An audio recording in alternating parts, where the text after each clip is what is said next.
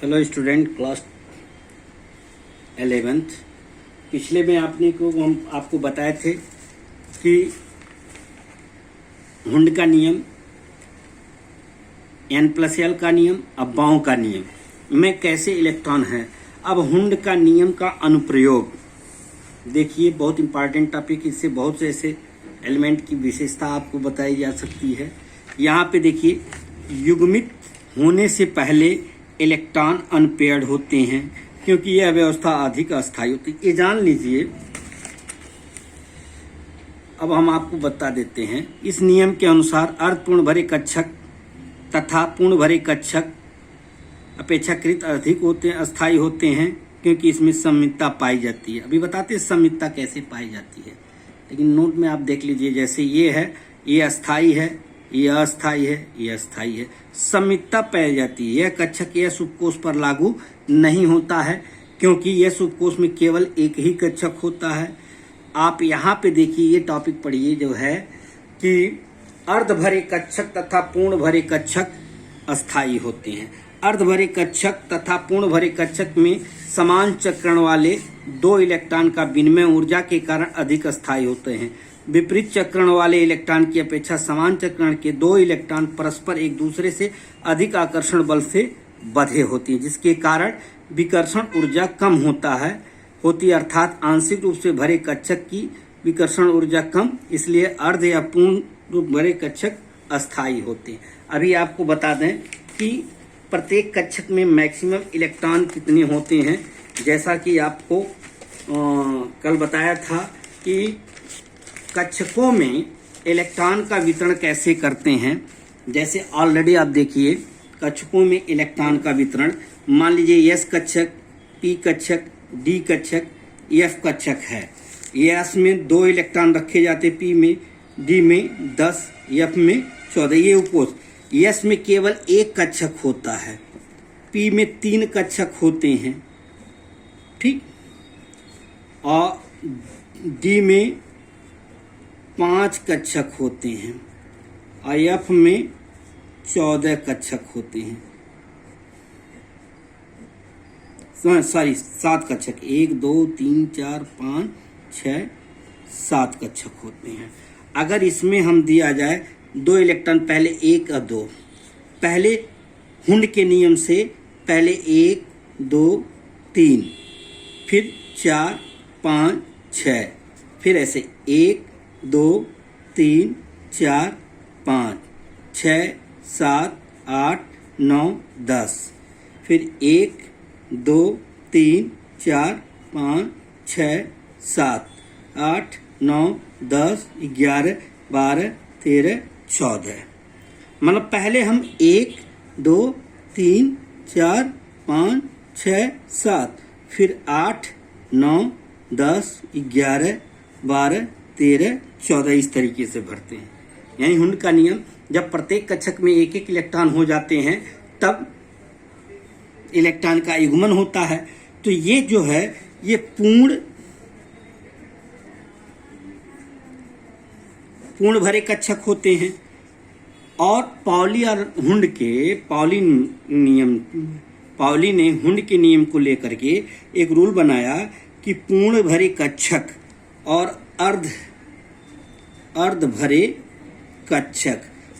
कक्षक में, जैसे S में है तो 1 इलेक्ट्रॉन, इसमें है तो 3 इलेक्ट्रॉन, 1 2 3 इलेक्ट्रॉन, और D में आपको लेंगे तो 5 कक्षक होता है, 1 2 3 5 कक्षक है।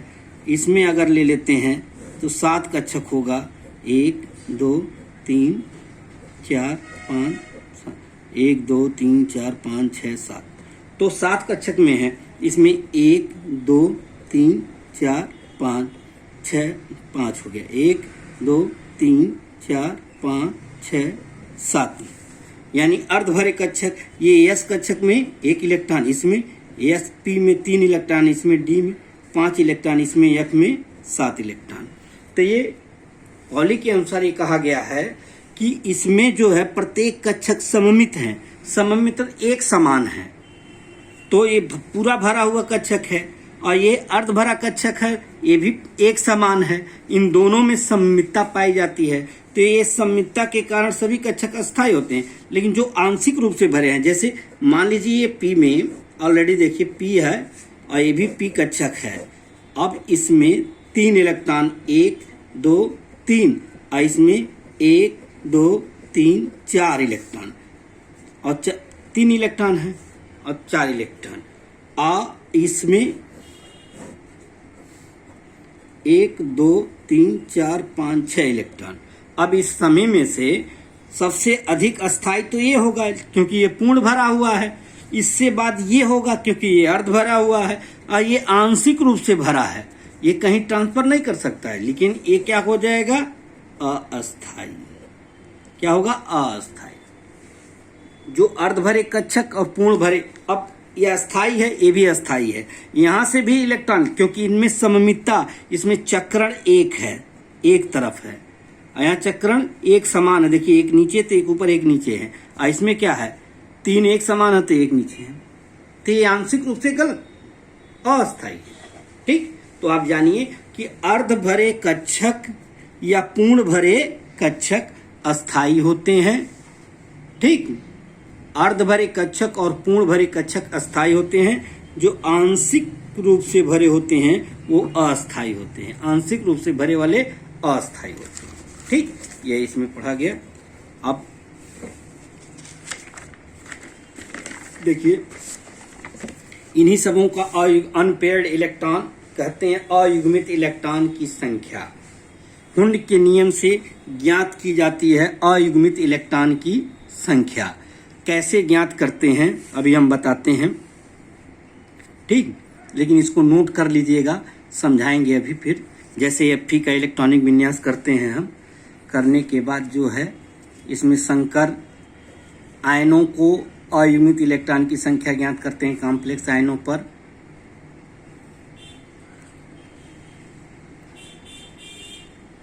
इसको आप लोग उतार लीजिएगा।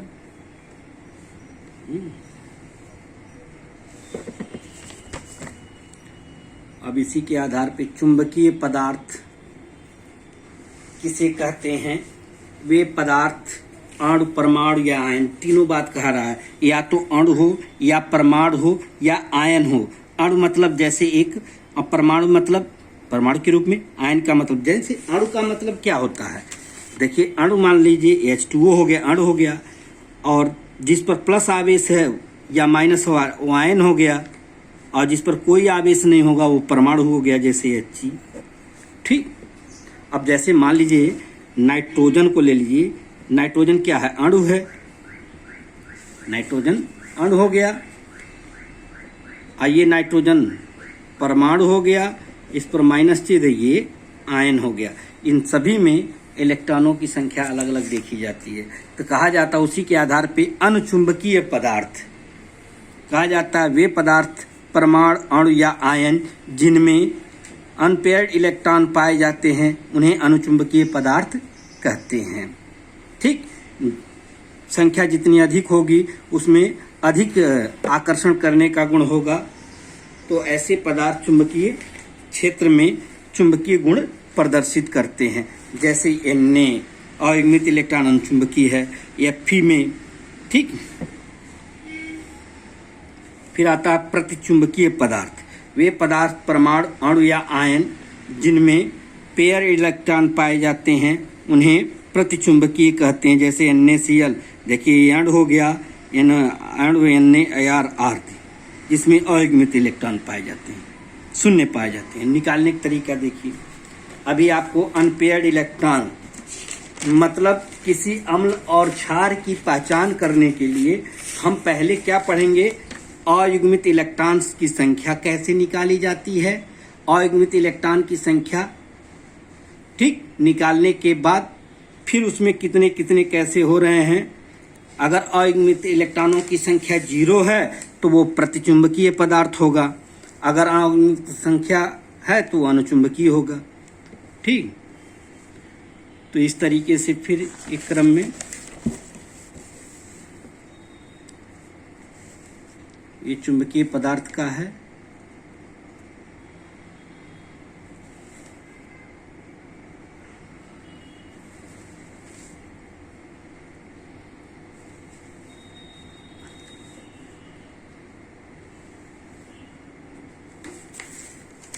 अब देखिए, जैसे आपने अनुचुंबकीय पदार्थ को कैसे ज्ञात करते हैं, मान लीजिए अयुग्मित इलेक्ट्रॉन की संख्या, तो सबसे पहले हम अयुग्मित इलेक्ट्रॉन की संख्या देखते हैं। अयुग्मित इलेक्ट्रॉन जैसे ये Fe मान लीजिए, इसमें इलेक्ट्रॉन Fe का परमाणु क्रमांक 26 होता है। इलेक्ट्रॉनिक विन्यास करेंगे 1s2 2s2 2p6 3s2 3p6 4s2 3d, कितना बचा 2 2 4 6 4 10 8 18 2 20 26। ये इस तरीके से आप बाउ के नियम के अनुसार करेंगे। लेकिन आउटर डोर पे देखेंगे, इसको अरेंज करते हैं। अरेंज मतलब कोषों के आधार पे, पहली कोष, दूसरी कोष, तीसरी कोष, ये डी देखिए, ये चौथी कोष। ठीक, अब इसमें जो है अयुग्मित इलेक्ट्रॉन क्या है, ये देखिए, एस में 2 ये भी भरा हुआ है, एस में 2 ये भी भरा, पी में 6 भरा हो, और एस में 2 भरा है, ये भी भरा है, D6 में भी भरा है, तो अब 4s2 में भी भरा है। लेकिन D3D में 3D6 में D में कितने इलेक्ट्रॉन होते हैं, 10 होने चाहिए। तो D कक्षक हम बनाएंगे ऐसे, D कक्षक बना लेते हैं, 1 2 3 4 3 1 5 हो गया। इसमें कितने इलेक्ट्रॉन है, 6, तो 1 2 3 4 5 6। अब इसमें अनपेयर्ड इलेक्ट्रॉन की संख्या कितनी हो जाएगी, अनपेयर्ड, देखिए पेयर है जोड़े के रूप में, अनपेयर्ड कितने 1 2 3 4, यानी ये इसकी प्रकृति क्या हो जाएगी, प्रकृति का मतलब चुंबकीय है या प्रतिचुंबकीय। तो जिसमें अनपेयर्ड इलेक्ट्रॉन होंगे ये क्या हो जाएंगे, अनुचुंबकीय, क्या हो गया, मैग्नेटिक हो गया, ये अनुचुंबकीय। ठीक, अगर आप Fe प्लस का चार्ज लगा दें, Fe प्लस का चार्ज लगेगा तो कितना हो जाएगा, Fe प्लस 2, सॉरी उसमें देख लीजिएगा, जैसे यहाँ पे Fe प्लस 2 होगा, कभी कभी भूल जाता है, Fe प्लस 2, तो Fe प्लस 2 में 2 2 26 की जगह 24 हो गया, तो इसमें आउटर डोर से यही आएगा 2, तो इसका electron 1s2 2s2 2p6 3s2 3p6 और 3d6 4s2, चूंकि 2 इलेक्ट्रॉन निकल जाएगा यहाँ से, तो इतना बचा। तो इसमें भी 3d, तो देखेंगे इसमें भी 1 2 3 5 1 2 3 4 5 6, तो इसमें भी अयुग्मित इलेक्ट्रॉन की संख्या कितनी हो गई, 4। ऐसे अगर इस पे Fe प्लस 3 कर देंगे तो ये हो जाएगा 23 हो जाएगा, एक और निकल जाएगा। तब इसके आउटर सोल में 1s2 2s2 2p6 3s2 3p6, लेकिन यहाँ से एक इलेक्ट्रॉन निकलेगा 3d5। तो इसमें अयुग्मित इलेक्ट्रॉन की संख्या कितनी हो जाएगी, 1 2 3 4 5, तो अयुग्मित इलेक्ट्रॉन की संख्या 5 हो गई। अयुग्मित इलेक्ट्रॉन की संख्या 5 हो गई। तो ऐसे आप लोग निकालना है। अगर ये मान लीजिए, ये तो परमाणु के रूप में था, अगर हम कहें कि कोई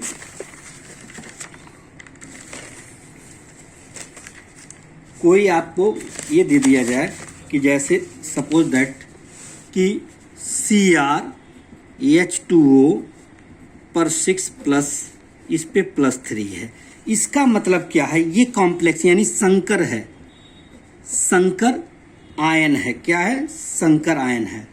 तो इसका केंद्रीय परमाणु ये होता, अभी और आपको पढ़ना है, जब डी ब्लॉक पढ़ेंगे तब समझ में आएगा ज़्यादातर, लेकिन यहाँ पे ये संकर आयन है, ये है 6 है, इस पे +4, यानी Cr जो होगा क्रोमियम का 24 होता है, 1s2 2s2 2p6 3s2 3p6 4s1 3d5 होता है इसका। अब बाउ के रूल के अनुसार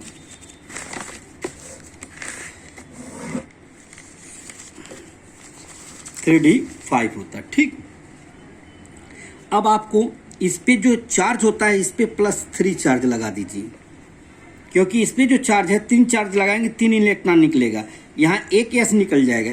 इसको अरेंज कर लीजिए, अरेंज करेंगे 1s2 2s2 2p6 3s2 3p6 और 4s 3d5 4s1। अब इलेक्ट्रॉन आपका Cr+3 करना है, यानी 3 इलेक्ट्रॉन निकल जाएगा तो बचेगा 24 में से 3 जाए 21 होगा। अब यहाँ पहली कोस 1s2 2s2 2p6 3s2 3p6। अब यहाँ से एक इलेक्ट्रॉन निकलेगा 4s गायब हो जाएगा। फिर कितना 2 इलेक्ट्रॉन यहाँ से निकलेंगे तो 5 में से 2 जाएगा 3, यानी 3d3 हो जाएगा 3d3। तो अब इसका ये भी भरा, ये भी भरा, ये भी भरा, यहाँ तक तो भरे हुए हैं, 3d खाली है। जो ही आप 3d के बना लीजिए 1 2 3, इसमें अयुग्मित इलेक्ट्रॉन की संख्या कितनी हो गई 3। अयुग्मित इलेक्ट्रॉन की संख्या कितनी हो गई 3। ये संकर कंपाउंड के लिए है। अगर मान लीजिए कोई यौगिक संकर कंपाउंड में ऑलरेडी आप जानेंगे कि कोई यौगिक इस तरीके से है K4FeCN6, ये क्या है संकर यौगिक। क्या है संकर यौगिक। इसमें आपको अयुग्मित इलेक्ट्रॉनों की संख्या बताना है, तो आप सीधे इसको तोड़िए ना, इसको तोड़ेंगे K4FeCN6 को तोड़ेंगे 2 भाग में तो क्या हो जाएगा, 2 भाग में तोड़ेंगे तो आप पाएंगे 4K प्लस FeCN6 पर -4 पर क्या हो जाएगा K4 प्लस इस पर -4 हो जाएगा। अब -4 पर ऑलरेडी क्या हो जाएंगे, तुरंत इसको जैसे संकर, अब ये होगा संकर यौगिक तो ये बन गया क्या संकर आयन। क्या बन गया संकर आयन। तो संकर आयन में आपको देखिए कि FeCN6 पर -4 ये था, इसका केंद्रीय प्रमाण Fe है, तो Fe पे क्या हो जाएगा, Fe का होता है 26 already, 1s2 2s2 2p6 3s2 3p6 3d6 4s2 arrange करके हमने डायरेक्ट लिख दिया। अब Fe पर -4 आ जाएगा, यहाँ पे जाएगा तो इसमें आयन कौन हो जाएगा -4, यहाँ पे आयन क्या हो जाएगा, इस पे जो माइनस चार्ज है यही केंद्रीय है, तो Fe पर -4 ले लेंगे।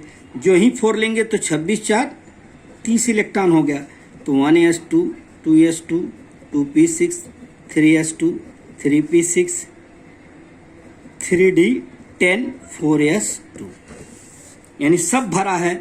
s में 2 s में 2 p में 6 s में 2 p में 6 d में 10, यानी सभी भरा है। इसके जो d ऑर्बिटल होते हैं 1 2 3 4 5 6 7 8 9 10, यानी इसमें अयुग्मित इलेक्ट्रॉन की संख्या क्या है 0। तो इसकी प्रकृति क्या हो जाएगा प्रतिचुंबकीय। क्या होगी प्रतिचुंबकीय। ठीक, थैंक यू।